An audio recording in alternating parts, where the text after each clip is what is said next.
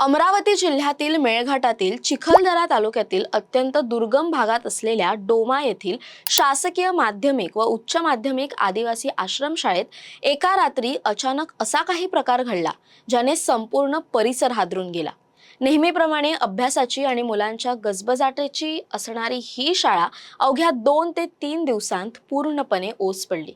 आश्रमशाळेच्या वसतिगृहात राहणाऱ्या 15 ते 16 विद्यार्थिनी अचानक विचित्र वागू लागल्या। कुणी मोठ्याने हसायचं, कुणी अचानक मोठ्याने रडायचं, तर कुणी शून्यात नजर लावून शांत बसून राहायचं। काही मुलींनी तर आपल्याला घुंगरांचा आवाज ऐकू येत असल्याचा आणि कुणीतरी झपाटल्याचा दावा केला। 6 ऑगस्टच्या रात्रीपासून सुरू झालेला हा विचित्र प्रकार वेगाने पसरला आणि संपूर्ण मेळघाटात डोमाच्या आश्रमशाळेत भूत आलंय अशी थरकाप उडवणारी अफवा वाऱ्यासारखी पसरली। या भीतीपोटी अवघ्या 48 तासांत वसतिगृहातील तब्बल 608 विद्यार्थ्यांनी, ज्यात 263 मुलं आणि 345 मुलींचा समावेश होता, त्यांनी आपल्या बॅगा भरल्या आणि थेट शाळा सोडून आपल्या घरचा रस्ता धरला। मुलींच्या या विचित्र वागण्याने आणि पसरलेल्या अफवांमुळे पालकांमध्ये प्रचंड चिंतेचं आणि संतापाचं वातावरण निर्माण झालं। काही पालकांनी तर असाही आरोप केलाय की शाळेच्या आवारातील मोहाचं जुनं झाड तोडल्यामुळे हा अमानवी प्रकार घडतोय। मात्र या संपूर्ण घटनेत खरा वाद निर्माण झाला तो शाळा प्रशासनाच्या भूमिकेमुळे। जेव्हा पहिल्या विद्यार्थिनीला त्रास सुरू झाला तेव्हा तिला तातडीने वैद्यकीय उपचारासाठी न नेता स्थानिक भूमिका म्हणजेच पारंपरिक तांत्रिक पुजाऱ्याकडे नेण्यात आल्याची धक्कादायक माहिती समोर आली। तिथे तिच्यावर मंतरलेलं पाणी टाकून दाणा उतरवण्याचा प्रयत्न करण्यात आला, ज्यामुळे मुलींमधील भीती कमी होण्याऐवजी आणखी वाढली। घरापासून शेकडो किलोमीटर दूर विश्वासाने शिक्षणासाठी पाठवलेल्या आपल्या लेकींसोबत असा प्रकार घडल्याचे समजताच पालकांचा संताप अनावर झाला आणि त्यांनी एकामागून एक आपल्या मुलांना घरी नेण्यास सुरुवात केली, ज्यामुळे चालू शैक्षणिक वर्षात संपूर्ण शाळाच रिकामी झाली। या संपूर्ण प्रकरणाची दखल आरोग्य विभागाने घेतल्यानंतर बाधित मुलींना तातडीने काटकुंभ येथील प्राथमिक आरोग्य केंद्रात दाखल करण्यात आलं। तेथील वैद्यकीय अधिकारी डॉक्टर अंकित राठोड आणि चिखलदराचे तालुका आरोग्य अधिकारी डॉक्टर अभिषेक नायडू यांनी या मुलींची कसून तपासणी केली व मनोचिकित्सकांचीही मदत घेतली। या तपासणीतून एक अत्यंत स्पष्ट आणि वैज्ञानिक सत्य बाहेर आलं।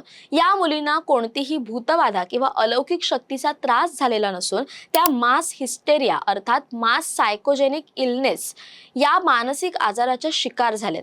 दुर्गम भागातील बंदिस्त वातावरण, कौटुंबिक विरह, अभ्यासाचा ताण, अचानक उद्भवणारी भीती आणि एका मुलीचे विचित्र वागणं पाहून इतर मुलींच्या मनावर झालेला तीव्र मानसिक आघात, या सगळ्यामुळे हा आजार मानसिक पातळीवर एका मुलीकडून दुसऱ्या मुलीकडे संसर्गजन्य रोगासारखा वेगाने पसरला।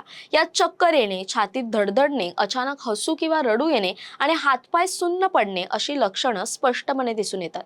घटनेचे गांभीर्य ओळखून महाराष्ट्र अंधश्रद्धा निर्मूलन समितीच्या ज्येष्ठ कार्यकर्त्या नंदिनी जाधव, राम डोंगरे आणि प्रवीण देशमुख यांनी थेट मेळघाटात तळ ठोकला। अनिसच्या चमूने केवळ शाळेतच नाही तर पाच डोंगरी, डोमा, खडीमल यांसारख्या दुर्गम गावांमधील विद्यार्थ्यांच्या घराघरात जाऊन पालक आणि विद्यार्थ्यांशी थेट संवाद साधला। भूताटकीच्या अफवांवर विश्वास न ठेवण्याचे आवाहन करत त्यांनी मास हिस्टेरियाच्या शास्त्रीय माहिती सोप्या भाषेत पटवून दिली। तसंच बाधित मुलींना एकमेकांपासून काही काळ वेगळं ठेवल्यास आणि योग्य मानसिक समुपदेशन दिल्यास त्या पूर्णपणे बऱ्या होतात हे प्रात्यक्षिकांसह दाखवून दिलं।